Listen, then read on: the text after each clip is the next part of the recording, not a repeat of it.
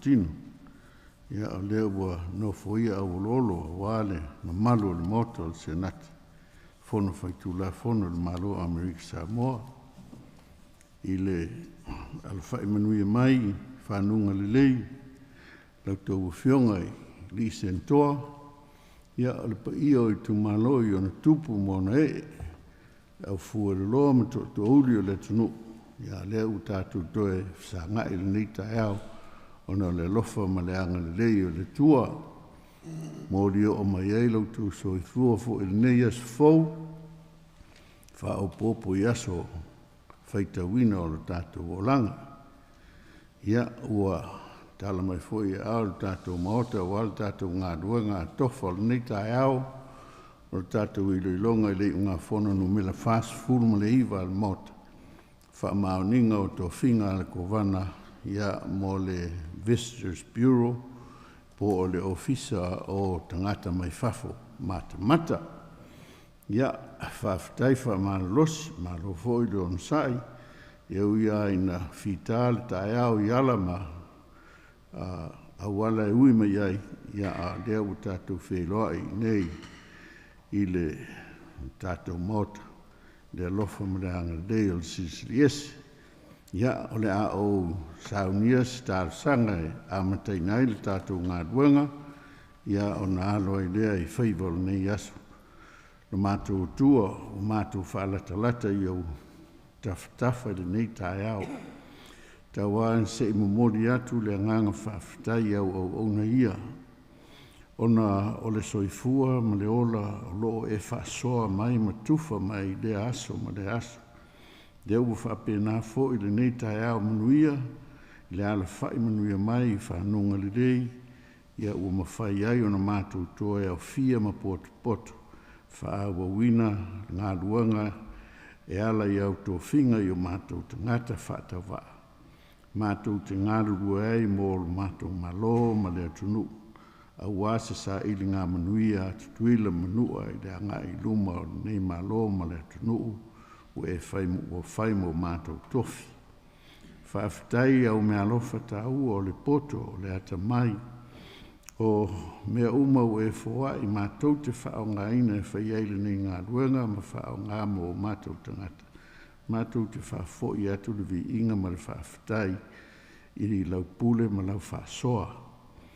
Au ina mai lo nganga pa ia whaamule mole. Tau tōlua ina la mātou ngā ruenga a alo atu iai ma le nei asu. Se ia o ina upo i tū mau mai pēr lo alofa ma lo wanga le lei mātou te saunga le muai. Fo i atu i ala le nei, se teimi o le nei aso, ia whapenao na turi loa ina i mātou i loa nganga pa ia ma lau tau si ngā lofa. Mātou talo ia, whai eini o mātou se, ni o mātou o leo po ni whale tonu i o mātou mawhau whaunga, o mātou tautala, o mātou vaai, ma mea mātou te whao ngā ina i le whai o le nei ngā ruenga whamole mole lo mātou te mawha mā ngalo ia wauna.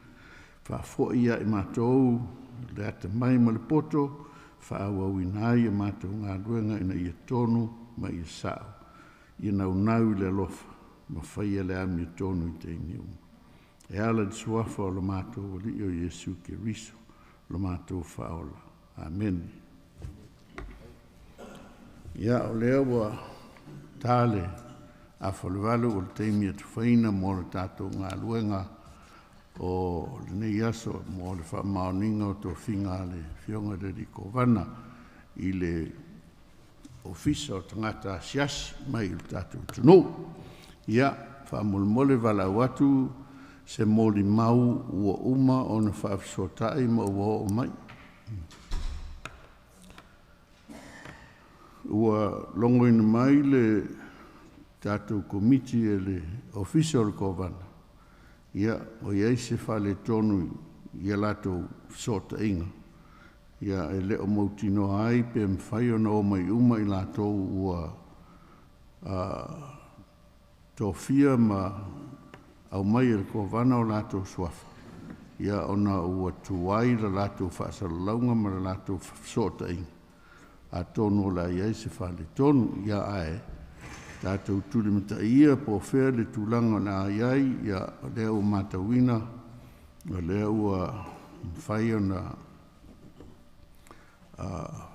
au mai le whatonu o le ofisa o le TOC, ia le sunga ia Aliimuamua, Magdalene Petaia, ia whapefoi ma Vaiutusa, ia sunga ia Mataese Samuelu.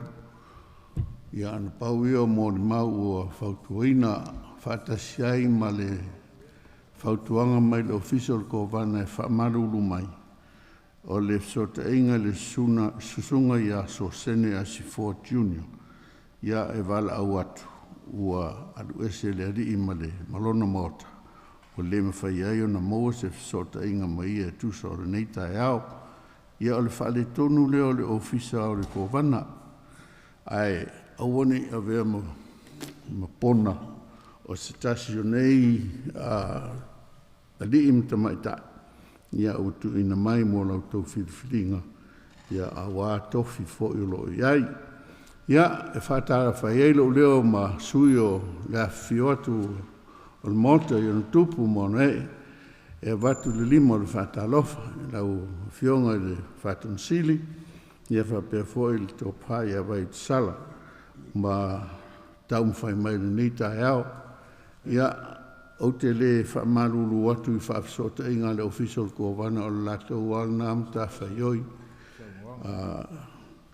o le upua al kama mai sae e le se false ngā mako ia ai ua pupu le teimi le nita e au ia o le nae whaafeilo ia tuailo lua tala au mai ia o le a tuatu le avanoa i ate ulua oasi saunoanga a mata ia ona saunoa le iai ia ona whaavanoa le o le tātou mo te moni nai fisili pe a whausia le neita e au.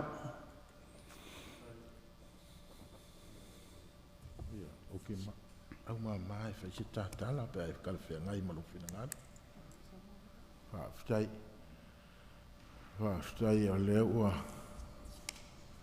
mawale a wanoa whai e fuilo leo ma whunga tau moli whio atu le whatonu me mi se fuili nei tai au e sel tāpenanga le atua le se fua ma le olo tangata o lana whanau Gersiano lilo ai manatu o le a maua wanoa whapenei e tātou te whei loa ai mga whitau soifua i ia whaftai le tua i lau alofa ma lau anga le lei o lea o tātou whei loa i le nei tai ao o le pai o le malu e le Faitulafono le Fono le atonu whio i lana whionga le perestene so i perestene mana mamalu ia li sen toa kai gange foi le fio i lau fionga le kai komiti le sui tai e mese le vaenga o le komiti le nei tai au muli atu le maa whaaftai le whaavanoa ina o lo tau taimi tāua e au a foi fuafuanga le malo ua tutofi ai maa ua le nei tai au e whai masui o le a foi vaenga o le au onanga le malo i le atonu vi ia le tua le nei tai au whaaftai tele pai o le fono ia o tau a fionga le avanoa ua mamaua fia tele le nei tai au o le ase fesili e mate mawhai o na tali ina ia o le a whapena na whai kai a manguia so i fua manguia ia o kou a fionga whaaftai Nalo, whaaftai whitalai te fui sa noa ni tai au whawheroa i mota ma ngā ruenga ni tai au. Ia, e tasi alfisili la tu atu i laulau o na tatala loa lea o le avanoa i mota. Ua sauni uma o rua e whaimato tino le nei fono whafoe. Mo le vaia o mata upu ia tau tangata asiasi mai tutono o le atunu. Ua urua loto lava iai. Whaptai mo tusili o lea lava. Ia, sala. e loto lava iai. Whaamole la wa whionga le sintoa. Au te le i loto iai awa o malie iai tō whinga. Ia, whawhitai. Ia, wa oma whisire tai komiti. A wanoa le tātou mota e. Ia, lau whionga le sao. Sui manu le tumalo le tualautu. Ia sao noa ia. Rafael Fingalo, Famalo Rica como mau mali dia. Ia o ia le mau. O leo o loto a ia i la ua e tau avel nei tofi. Ia whamalolo ia mo le mau ma. Ai, o le whaalua tia pe eisi me o whiningaru iai. Ia sao no mai. E lea i e leo le whaalua ea. Ai, e lau whasiri lau ko whaarisan. Langa o oe lea sui whai lau pusi. Ka hua i o lo kulanga le i malo. Wa a le lava le malo si o le ao le. O le ofisa. Lau ko whae pa u i ngā luenga ngā. O la sa hua ngai. Pe a wha pe o ke kadia oi ko mo pot le. Wa oi le iskanga ka lei ko whaamari. A wha lave langa.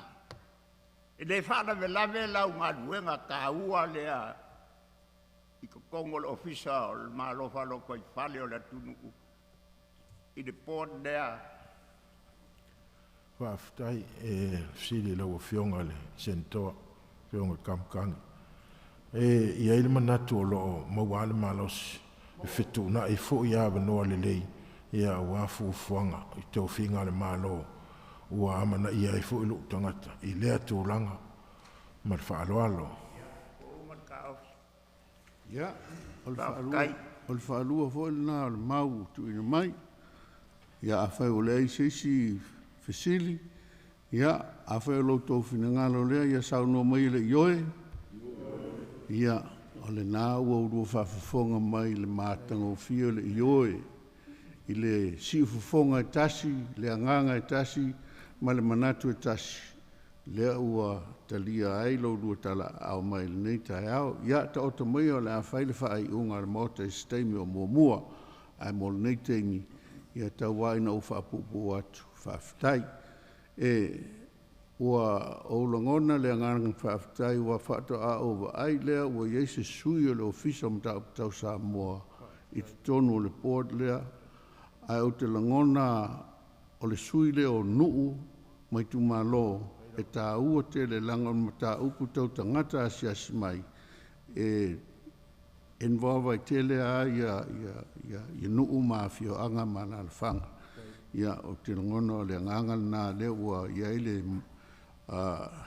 tō whinga le kovana ia talo sia. Ia te oto mai se whai unga le mota ai o mai nā o e te talo. Ia whaafitaisu mai mtala a mai. Ai a maea. Ia ona talani leo au e lulu au ma toa ina. Ia ma whaalongolongo pe ma lulu, pe ma whanawhana. Ia o le tali fuel nā le nei asu. Malo whaalo.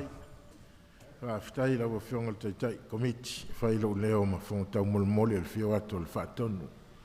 Tau whai atua i fo i se tala i le nei tai ao.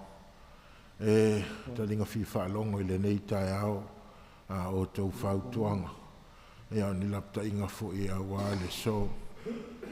Lea ua manino ata o le vai ila o tau whina ngalo mo o tau loto whaalia. Whaaftai tele ila ua whionga le tai komiti. Misel mamalo le komiti a o tau a whionga i se le toa. Hono lo o tau talia ina. Ma le loto fia. E le fio mai o le whaatonu, ma so sa vale mai. E wale so le mātou te talo, anga le leile atua. E so i fua tau tua. Maoni lau mea toli le savili. I la o tau au o nanga. A wale ato nuu. Ma se le lei o Amerika Samoa. E nei aso, ma fua fuanga. I mai maua pe anga kelingi mea i malima. Se mangu e kali le konga mani. I le ngei kai au. E ai pangalea. E kua i papa le so. O se matala lea, manu ia tele le nei aso, ia o tau a fionga, whaafitai. Ai ai sisi va hoi lea se asi mai e lata mai ia mantuane se vara audia o to ina o atu e o e mata mata I lunga o vaa nā wa o vaa lein doa ana e mau ai me lein.